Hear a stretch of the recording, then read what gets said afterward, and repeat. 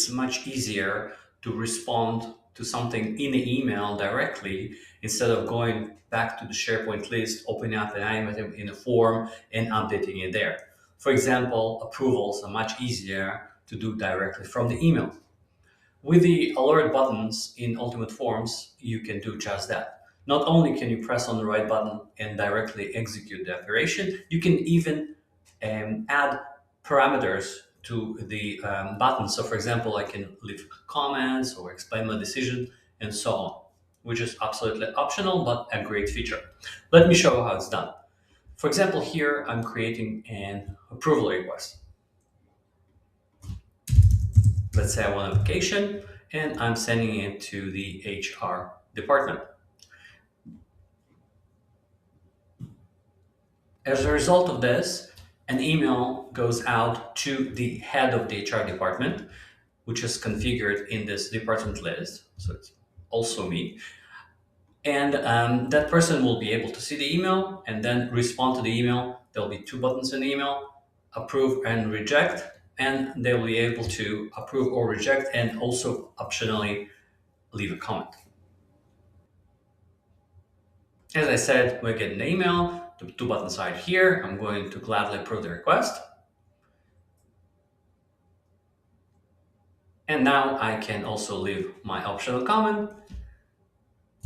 Have a great time.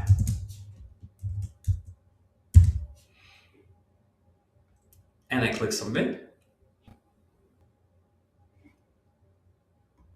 And now when I go back to the approvals list, I can see that's been approved. If I open the item, I can see that it has been approved and I can also see my comment. So let's see how it's done. First of all, I defined two actions, my approve action and my reject action.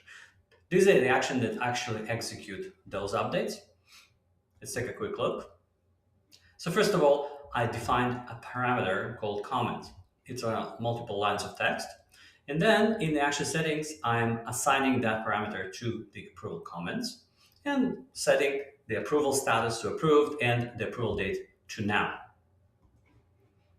Same exact thing happens in the reject. I'm just setting to reject it. Next, if I go to the alerts, I configured an alert.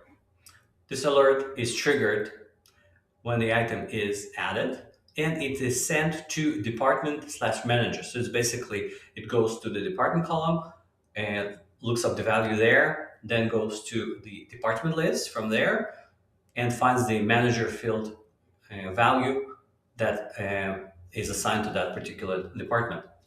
And in the email content, I can see the two buttons. So here I define the buttons. So my approve button basically calls the approve action, and my reject button calls the reject action. And that's all there is to it. You can install a 30-day trial of Ultimate Forms. And as always, don't forget to subscribe to our channel.